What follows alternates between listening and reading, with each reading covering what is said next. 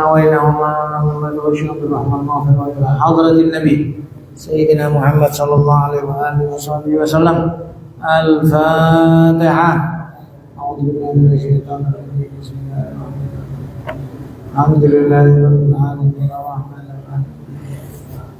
إياك نعبد وإياك نستعين غير المغضوب عليهم. Bismillahirrahmanirrahim. Alhamdulillahirabbil alamin. Wal 'aqibatu lil muttaqin wa la 'udwana illa 'alal zalimin. Asyhadu an la ilaha illallah wahdahu la syarika lah. Al malikul haqqul mubin. Wa asyhadu anna sayyidana wa nabiyyana Muhammadan 'abduhu wa rasuluh. Shadiqul wa'dil amin.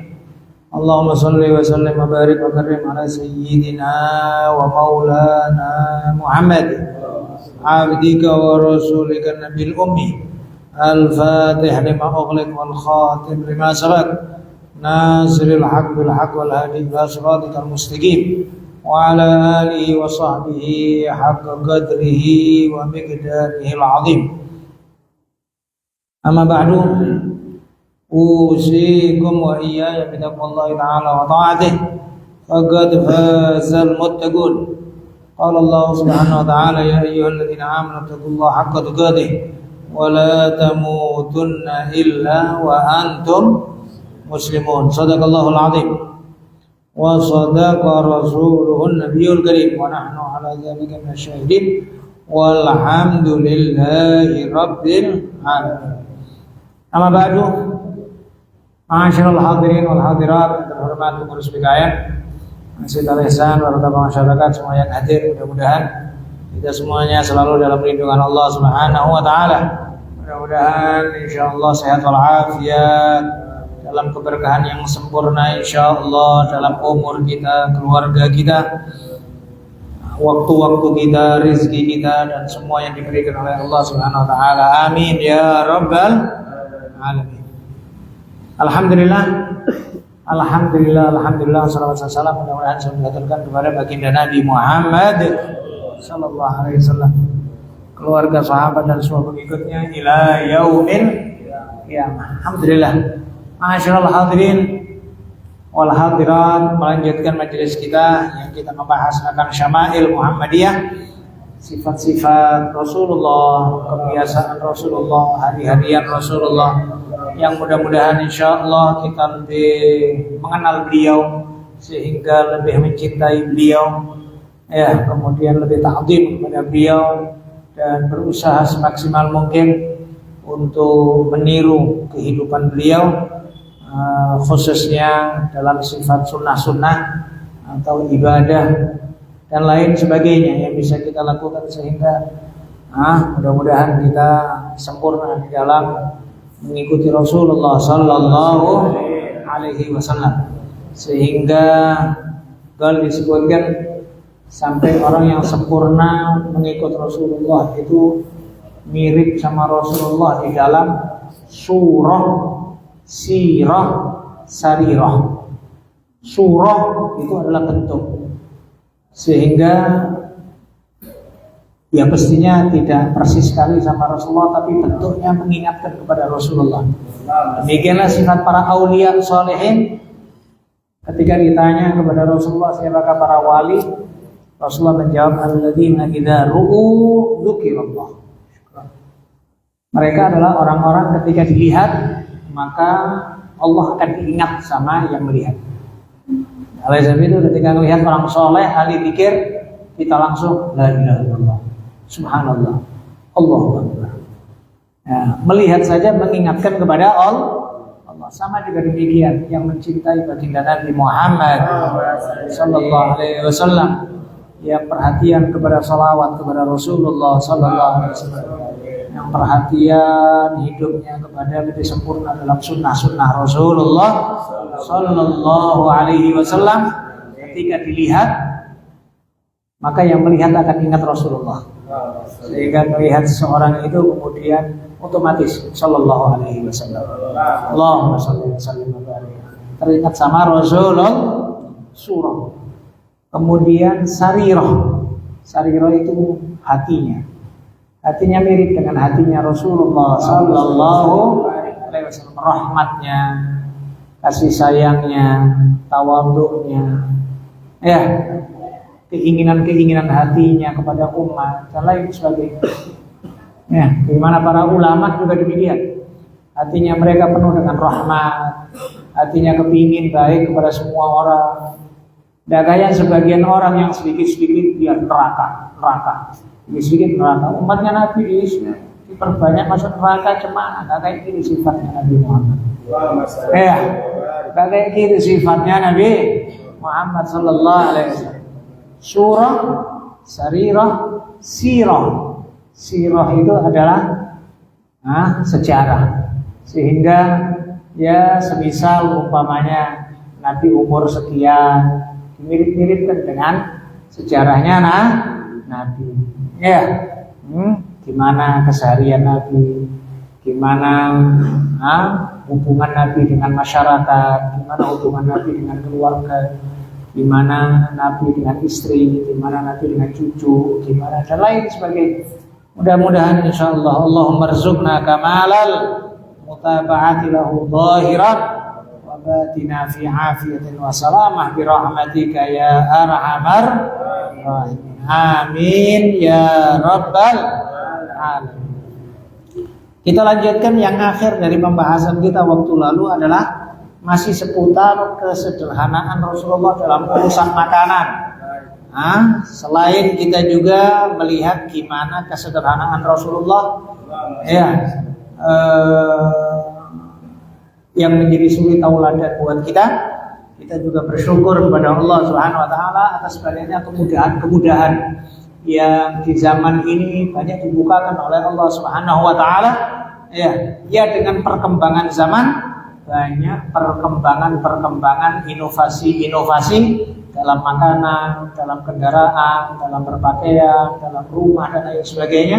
Tapi sifat orang mukmin jangan lupakan syukur kepada Allah Subhanahu wa Ta'ala. Jangan kayak orang kafir yang hanya sekedar memandang materi belaka, hanya sekedar memandang kebendaannya belaka, sehingga dikejar-kejar itu kenikmatan kebendaan dan akhirnya naudzubillah terlepas dari hatinya sifat qanaah karena dikejar-kejar sama kemewahan, dikejar-kejar sama keinginan, dikejar-kejar sama ego, dikejar-kejar sama wah dalam pandangan masyarakat dan lain sebagainya. Hadis berikutnya setelah yang akhir kita menyatakan bahwa dalam riwayat ini Imam Tirmidzi mengatakan tidaklah Rasulullah Sallallahu Alaihi Wasallam makan di atas bangku makanan dan juga tidak di mangkok-mangkok wadah-wadah kecil, enggak. Ya.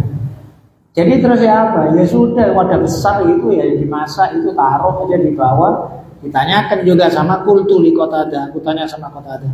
Fa'ala makanu ya'kulun, gimana mereka makan? Gal ala hadis sufar, pada sufra itu plastik yang diletakkan di tanah. Yang plastik yang diletakkan di tanah. Ya langsung di tanah, duduk di tanah, nggak pakai meja-meja, nggak pakai bangku-bangku, nggak pakai macam-macamnya. Ada langsung di tanah pakai plastik itu udah dituang semuanya di situ. Subhanallah, sekarang makanan-makanan yang itu pula yang sekarang dicari sama orang-orang kaya sekarang, ya kan? Seafood berserak, ya, dan berbagai macam makanan-makanan yang dulu ternyata sekarang jadi makanan mewah. Ya, cah kangkung, ya, sering kita sampaikan nasi goreng, macam-macamnya nasi goreng. Yang dahulu nasi goreng itu adalah makanan dalam tanda kutip budak atau makanan orang-orang pegawai kasar di kebun-kebun karena nggak dapatkan makanan yang enak, sisa-sisa mereka dapatkan. Maka akhirnya mereka berinisiatif untuk digoreng supaya panas, ya, dicampur-campur bumbu dan lain sebagainya, kecap, garam, akhirnya jadilah nasi goreng. Walhasil sekarang ya meskipun dengan inovasi-inovasi balik lagi ke zaman dulu, bahkan tidak jarang kadang-kadang kita kita berpikir yang nggak masuk di otak kita, kaya, ya, orang-orang terpandang, tapi otaknya udah kayak dibalik sama Allah Subhanahu Wa Taala. Senangnya celana koyak-koyak, celana koyak-koyak, celana koyak-koyak itu pula yang mahal. Aneh, ya, koyak kok jadi mahal.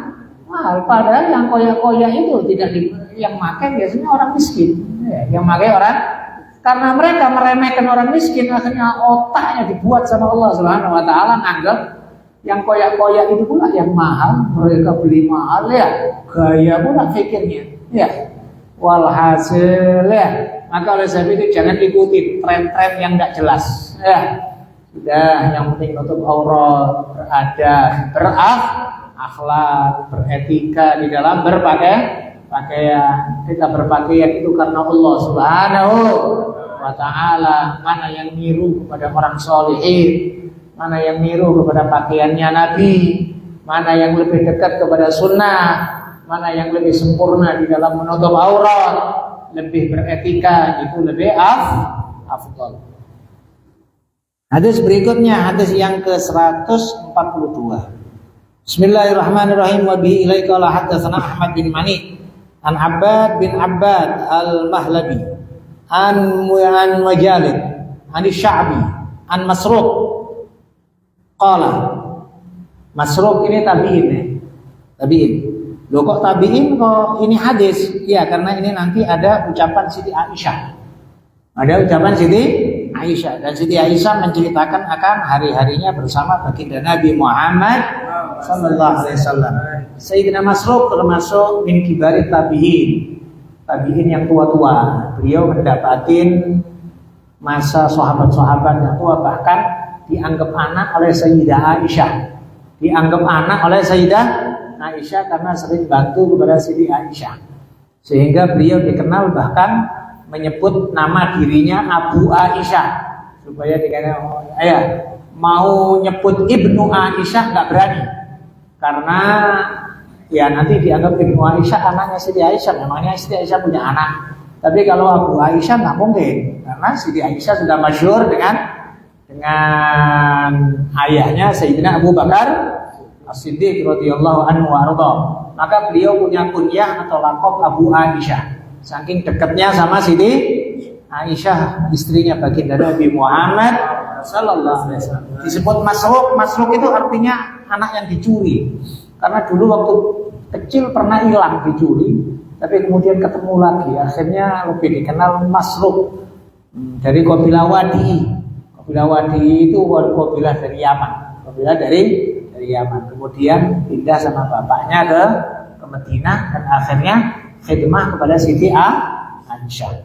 Sayyidina Masruq dikenal di antara ulama-ulama Kufah, sehingga bahkan dikenal ulama Kufah tersebut bahkan yang terkenal qadhi di zaman Sayyidina Ali bin Abi Thalib, namanya Qadhi Shuraih, ma'ruf itu dalam sejarah, qadhi yang terkenal adil di zamannya Sayyidina Ali bin Abi Thalib, namanya Qadhi Shuraih.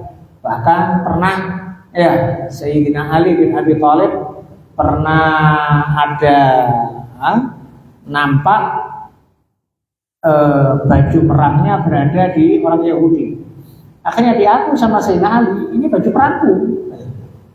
Katanya orang Yahudi, enggak punya aku. Akhirnya ribut-ribut di pasar, akhirnya ayo ke Qadhi. Akhirnya ke Qadhi, saat ke Qadhi Sayyidina Ali jadi Amirul Mukminin. Jadi Amirul Mukminin sebenarnya presiden datang ke Qadhi. Saat duduk di Qadhi, disuruh duduk berjajar. Enggak lebih depan, enggak lebih tinggi, padahal presiden. Enggak, wahai Qadhi, kau tahu aku Ali bin Abi. Katanya Qadhi, sudah iya Tuhan. Tapi di dalam mahkamah enggak boleh seorang hakim lebih mendahulukan salah satu dari yang bertikai, maka harus adil. Udah gitu, ada urusan apa? Siapa yang nuntut, siapa yang dituntut sebetulnya.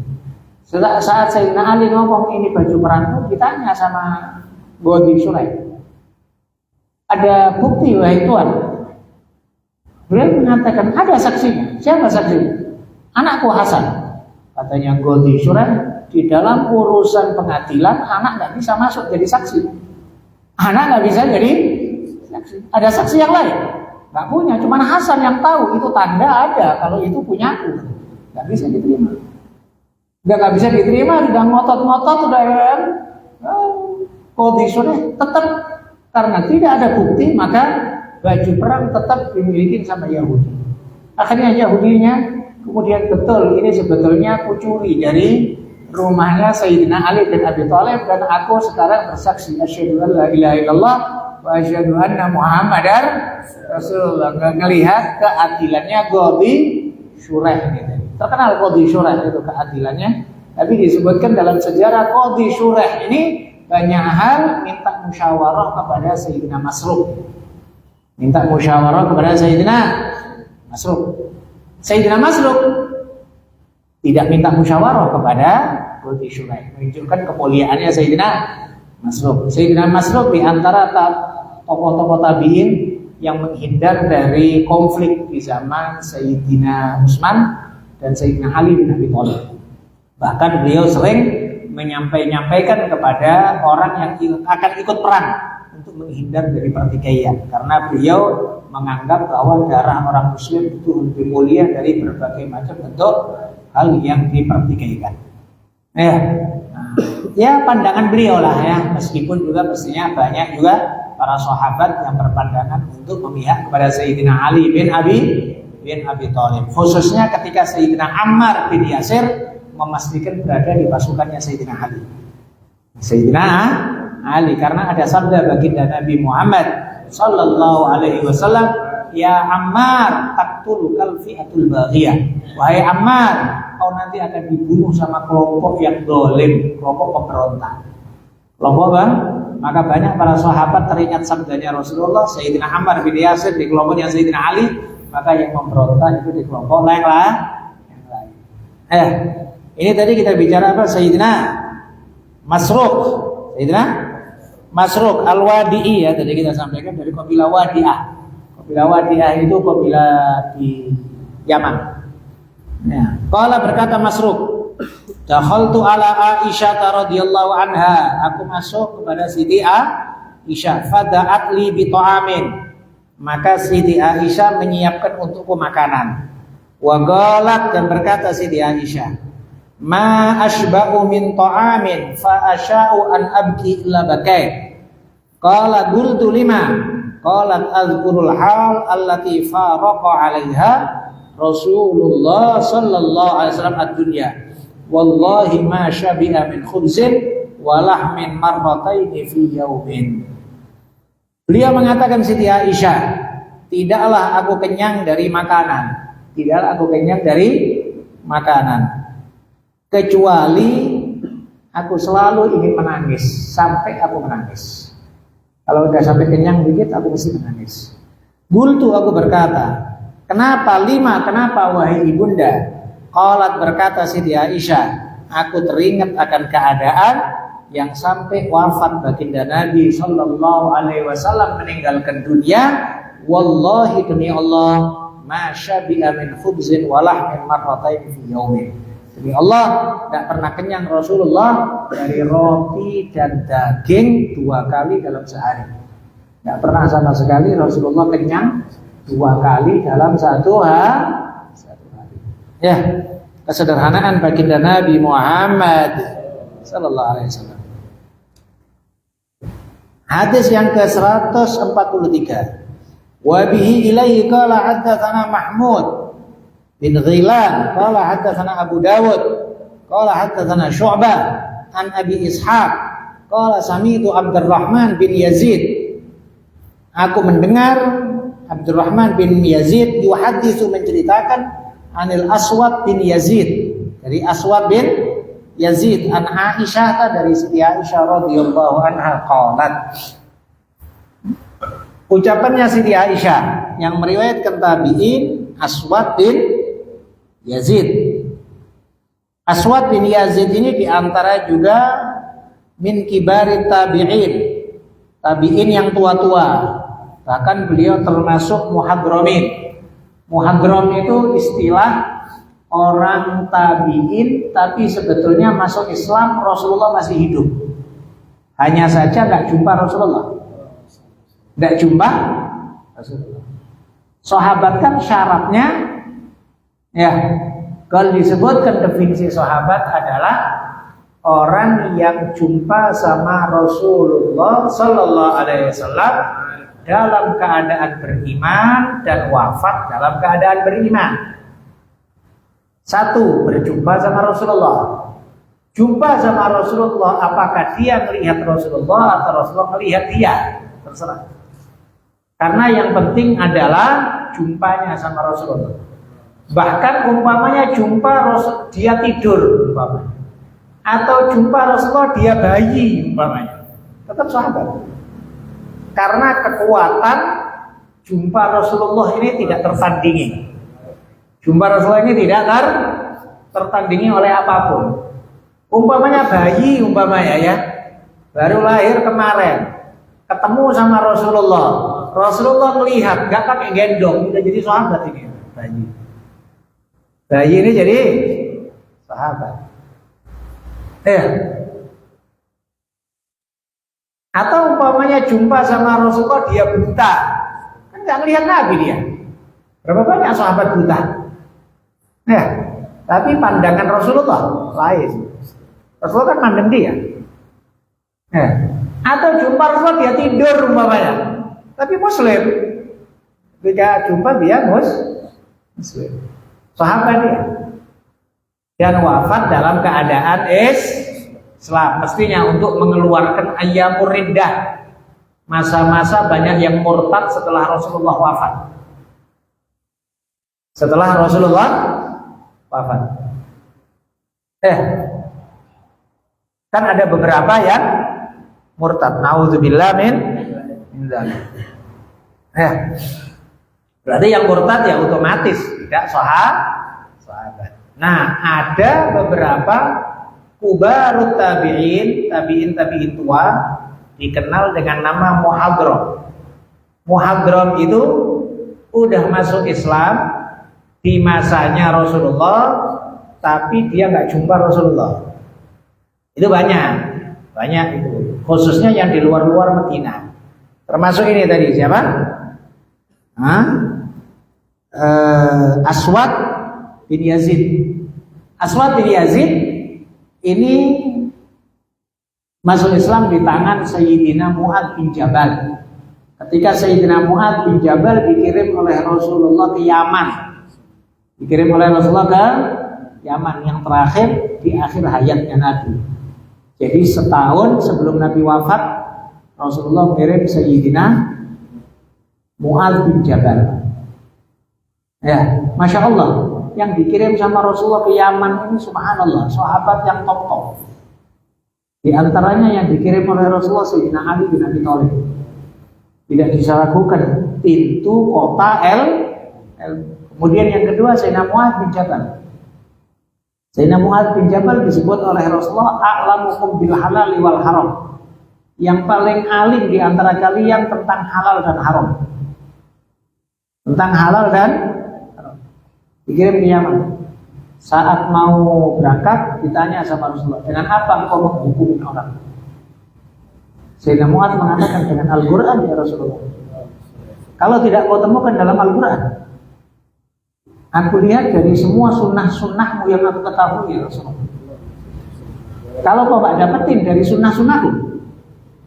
Kemudian Sayyidina Mu'adz berkata, maka aku kiaskan kepada Al-Quran dan sunnahmu ya Rasulullah, mana yang terdekat. Kemudian Rasulullah memukul dadanya Sayyidina Mu'adz sambil mengatakan alhamdulillahilladzi hada rasulillah. Segala puji bagi Allah yang memberikan petunjuk kepada utusannya Rasulullah. Utusannya utusan Allah, yaitu Sayyidina Mu'adz. Kemudian Rasulullah bersabda kepada Sayyidina Mu'adz, ya Mu'adz, la'allaka la talqani ba'da hada. Wahai Mu'adz, mungkin kau setelah ini gak jumpa lagi sama aku. Nangis Sayyidina Mu'adz. Berarti Rasulullah tahu sudah ajalnya sudah dekat. Maka betul, belum sampai setahun Sayyidina Mu'adz di Yaman, Rasulullah wafat.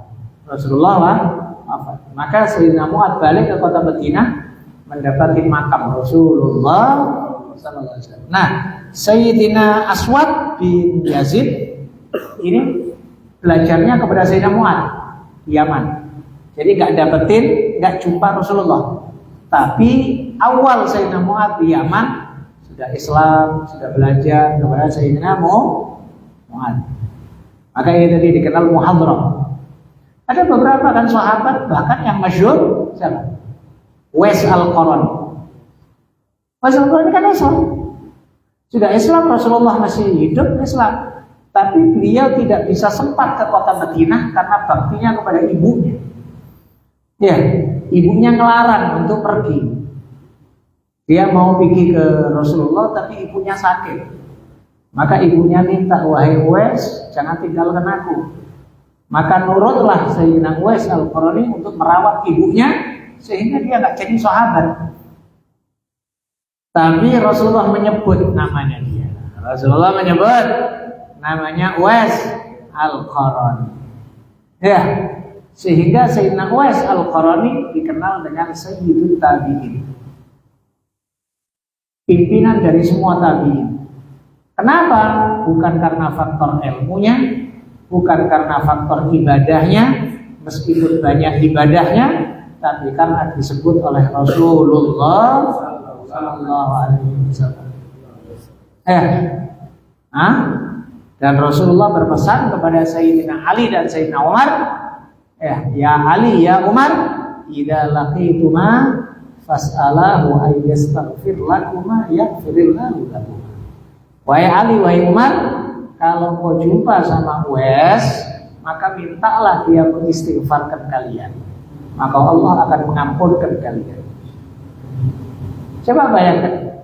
Ya mohon maaf, kalau bicara tentang hukum Ahlus Sunnah wal Jamaah 100 Uwais ya masih lebih mulia Sayyidina Ali, Sayyidina Umar.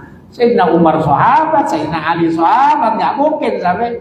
Tapi Rasulullah ngajarin kepada mereka berdua gimana solehnya Sayyidina Uwais Al-Qarani. Sehingga di akhir pemerintahan Sayyidina Umar ketika di Arafah memanggil semua dalam khutbahnya beliau. Setelah selesai khutbah Arafah, beliau kemudian nanyakan semua, wahai ya ma'asyar hujjah, semua yang haji semuanya, ijlisu illa man kana min Yaman. Semuanya duduk kecuali yang dari Yaman. Maka duduklah semuanya kecuali yang Yaman muslim. Dan kullukum ya Yamaniyun, semua yang Yaman duduk semuanya kecuali yang dari Bani Murad. Yang dari Bani duduklah kita Bani Murad sedikit. Ya Bani Murad, kalian semuanya duduk illa man kana minal Quran, kecuali yang dari suku Quran. Tinggallah 4 orang 5 orang. Kalian dari Quran, iya. Kenalkah kalian seseorang namanya Uwais Al-Qarani? Uwais bin Amir Al-Qarani. Katanya orang ini, Tuhan, kita pikir kau cari siapa Tuhan? Itu orang gak kita anggap sama sekali. Kita tinggalkan dia sama kambing-kambing kami di pinggiran kota Arafah, di pinggiran padang Arafah. Di pinggiran padang Arafah. Di mana dia? Di pinggiran sana. Tuhan, kita tinggalkan urusan sama kambing-kambing kami yang akan kita sembelih di Mina. Kita pikir Tuhan nyari siapa? Kan dipikir sama Sayyidina Umar, larilah ke tempat situ sama Sayyidina Ali. Sayyidina Uwais Al-Qarani dalam keadaan sholat.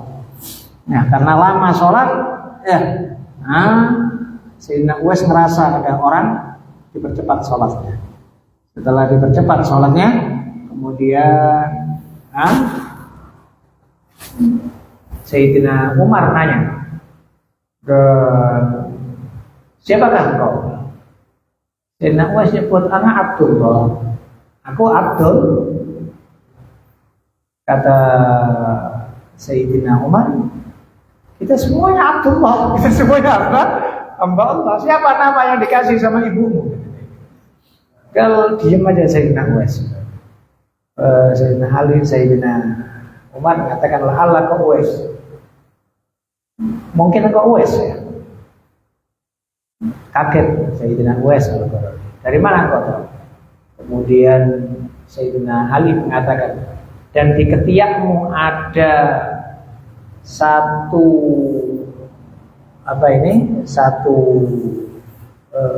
lingkaran bekas dari baros.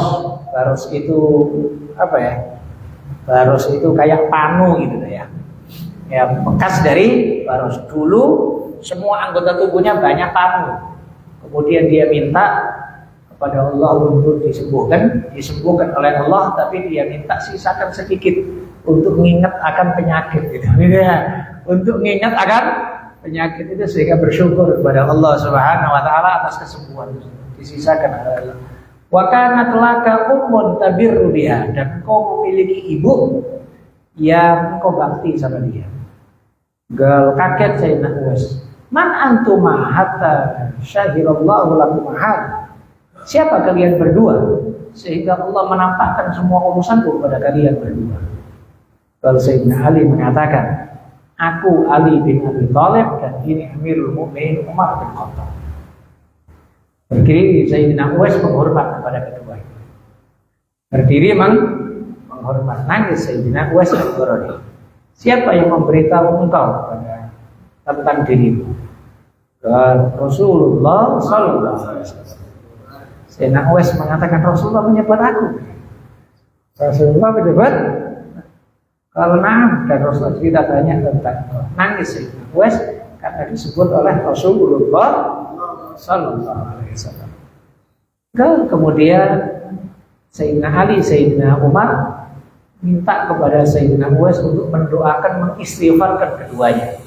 Sayyidina Uwais mengatakan, demi Allah aku tak pernah mendoakan orang khusus, tapi semua doa aku adalah untuk umumul muslimin wal muslimat. Semua umat Islam semuanya aku doakan, gak khusus-khusus orang. Ya, dan Sayyidina Umar kemudian ya ngobrol-ngobrol beberapa sehingga salaman terikat Abdul Ukhuwah, persaudaraan antara Sayyidina Umar dengan Sayyidina Uwais Al-Qarni. Kemudian Sayyidina Umar mengatakan, tunggu sebentar engkau di sini, wahai Uwais, aku akan mengambil beberapa bekal karena waktu haji Sayyidina Umar tidak membawa. Ya, akan aku bawa bekal atau aku tulis surat. Kau akan kemana? Kalau katanya Sayyidina Uwais, aku di kalangan manusia gak dikenal lebih aku senangin daripada aku dikenal orang. Mau'iduna, perjanjian kita wahai Umar bin Khattab, kelak nanti di telaga Kautsar Rasulullah Sallallahu Alaihi Wasallam.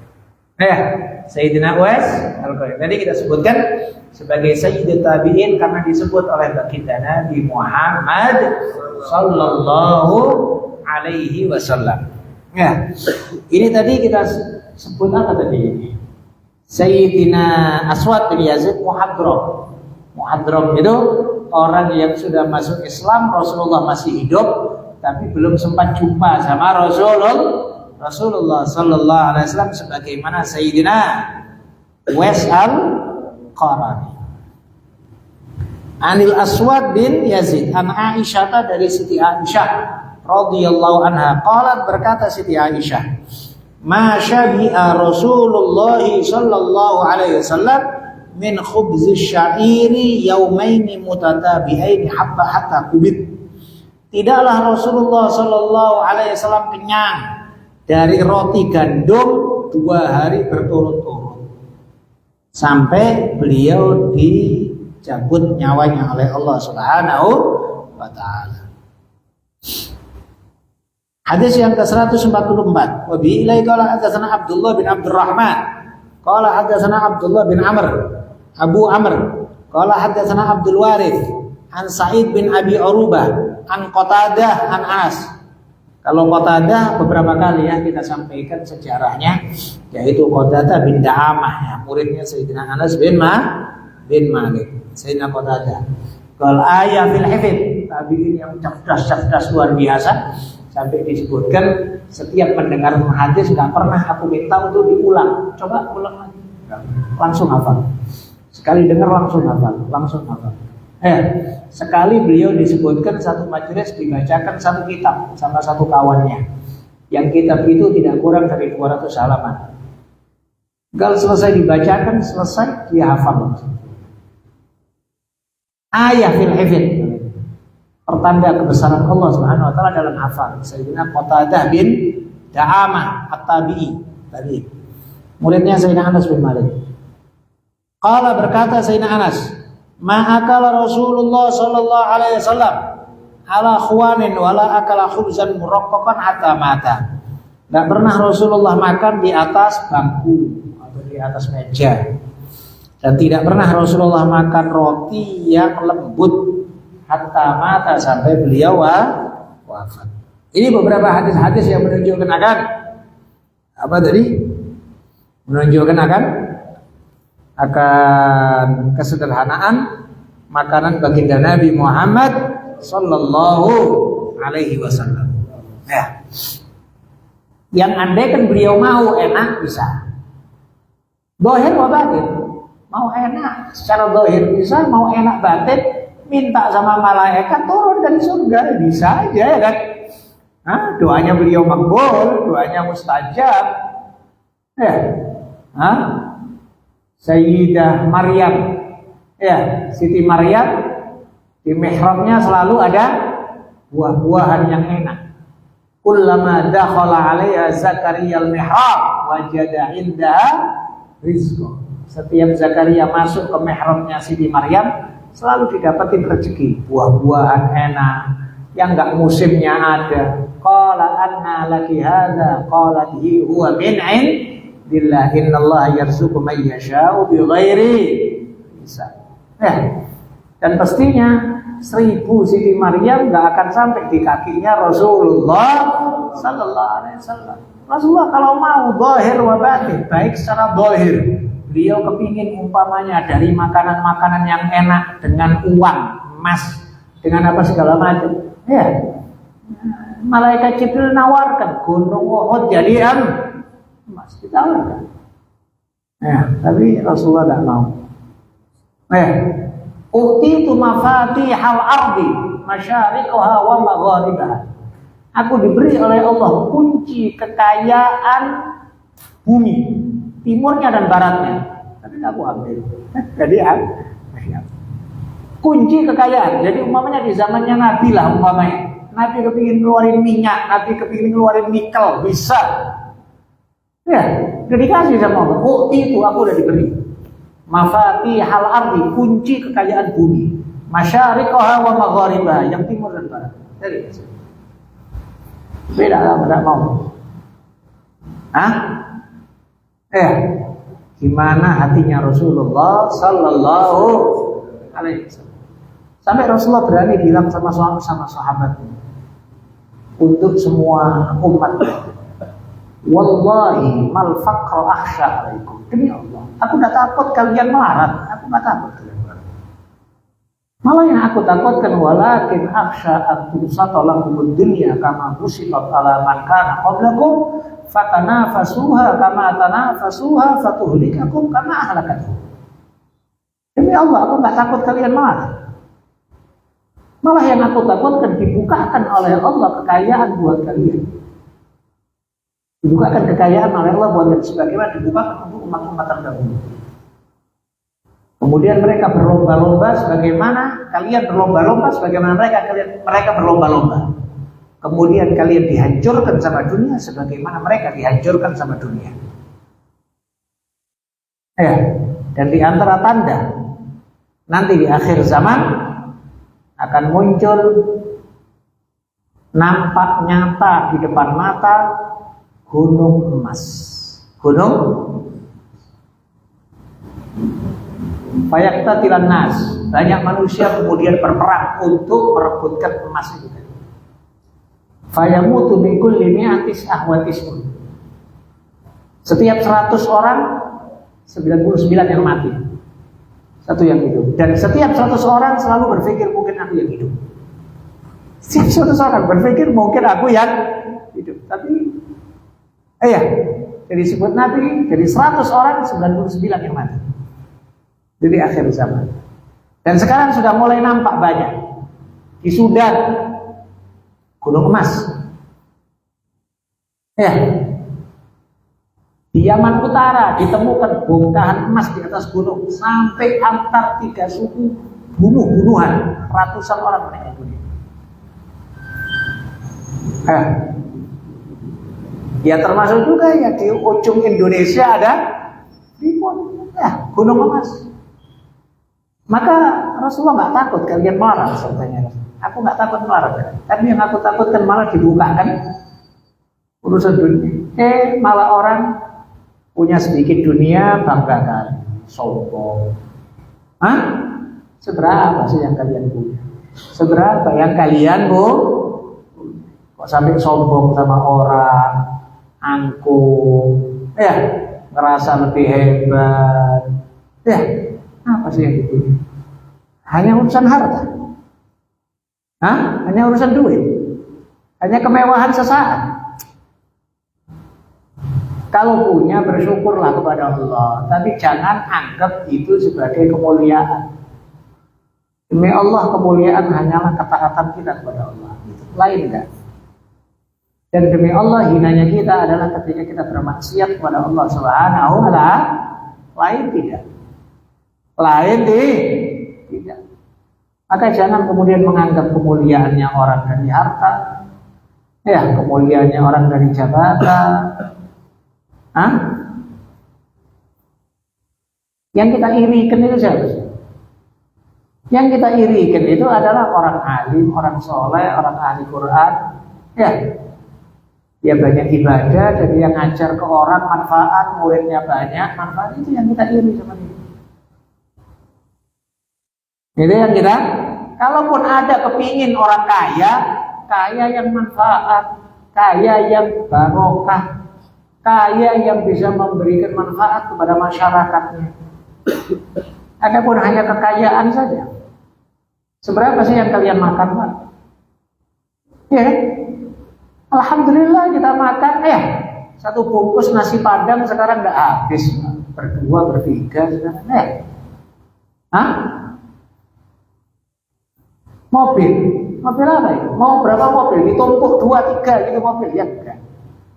Ya satu mobil yang dipakai. Bersyukur kepada Allah Subhanahu wa ta'ala. Tapi mudah-mudahan Allah memberikan hidayah dan taufik untuk kita lebih manfaat. Khairun nas anfa'uhum linnas. Bab berikutnya, ma jaa fi idami Rasulillah sallallahu alaihi wasallam. Bab menjelaskan riwayat-riwayat tentang idam Rasulullah. Idam itu adalah lauknya Rasulullah. Nah, wa bihi ilaika la hadatsana Muhammad bin Sahal bin Askar wa Abdullah bin Abdurrahman. Lauk itu apa? Lauk itu maksudnya pokoknya selain yang pokok lah. Selain yang pokok, kuah, tempe, itu sudah lauk itu, Pak. Jangan dianggap lauk itu harus daging, enggak. Pokoknya selain nasi itulah lauk. Sayur itu sudah lauk itu. Kuah adalah lauk. Sambel itu sudah lauk. Yang selain pokok, yang selain idamnya Rasulullah namanya. Wabi ilaikala hadatsana Muhammad bin Sa'ad bin Askar wa Abdullah bin Abdurrahman. Qala berkata keduanya, hadatsana Yahya bin Hasan. Qala hadatsana Sulaiman bin Bilal an Hisham bin Urwah an abihi. Dari Hisham bin Urwah, dari ayahnya yaitu Urwah. Siapa Urwah? Urwah itu putranya Sayyidina Zubair bin Awwam. Ini Hisham bin Urwah bin Zubair bin Awwam. Urwah itu saudaranya Abdullah bin Zubair bin Awwam. Ya, Sayyidina Urwah. Ya. Sayyidina Urwah dari Aisyah radhiyallahu anha. Sayyidina Aisyah berkata, "Anna Rasulullah sallallahu alaihi wasallam qala," Rasulullah bersabda, "Ni'mal idamul khal." Nabi bersabda, sebaik-baik lauk al-khal, cuka. Sebaik-baik lauk adalah cuka. Ya, bukan cuka yang cair langsung dimakan gitu jadi kuah gitu ya. Tapi kalau di Jazirah Arab Cuka itu jeruk yang dicampur dengan cuka kemudian difermentasikan sampai ya dikasih cabai-cabai dikit sehingga agak pedas. Ya, tapi ya terasa kecutnya masya Allah, kecutnya masya Allah. Ya, satu karena dianggap awet, dia bisa berbulan-bulan bertahun-tahun. Itu ya, jeruk yang dicampur sama cuka ya, berhari-hari. Nanti kemudian dia bisa dibuat jadi dipotong jeruknya kecil-kecil, ya, dicampur sama cuka, dicampur sama cabai mungkin yang sekarang ya, mungkin di zaman Nabi nggak ada cabai mungkin ya, yes pokoknya cuka itulah. Itu Nabi menyebut nikmal idamul khal. Ini sudah terenak itu sudah terenak. Cuka itu sudah terenak sudah. Ya, gimana pula kebiasaan hari-harinya? Ya, nggak ada lauk lagi kecuali itu. Rasulullah bersabda, nikmat idamul khal. Sebaik-baik lauk adalah cuka. Gimana kesederhanaan Rasulullah, dan Rasulullah tidak pernah mencela makanan. Tidak pernah mencela makanan. Rasulullah mau makan, ya, nggak ada roti, nggak ada kurma, ya, nah. Nggak ada ini segala macamnya, lauk nggak ada, daging nggak ada, ayam nggak ada, tempe nggak ada. Istrinya bilang, ya Rasulullah yang ada cuma cuka. Nikmal idamul khal, sebaik-baik lauk cuka. Ya udah kita makan bareng ya. Ya, subhanallah sekarang berapa banyak ditemukan keajaiban-keajaiban di dalam cuka ini. Manfaat untuk menghilangkan kolesterol, untuk menjaga kadar gula, untuk berbagai macam. Kalian tengoklah di Google apa manfaatnya cuka ya. Kita pun juga kadang-kadang karena sering kumpul sama dokter akhirnya tahu kita orang ya kan ya. Nah, tanya-tanya ini yang boleh, ini nggak boleh, ini apa manfaatnya segala macam. Tapi itu tadi karena cuka ini adalah sabda baginda Nabi Muhammad sallallahu alaihi wasallam. Ya. Untuk juga menjaga apa itu timbangan tubuh ya, supaya nggak terlalu gemuk.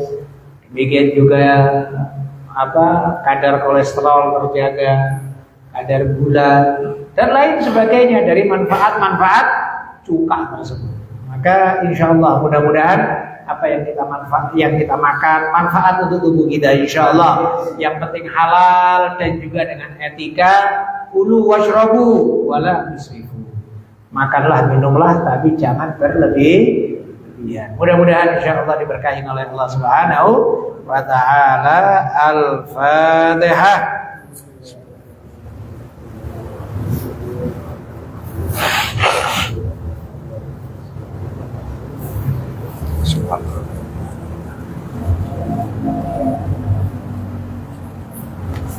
Bismillahirrahmanirrahim. Alhamdulillahirabbil alamin.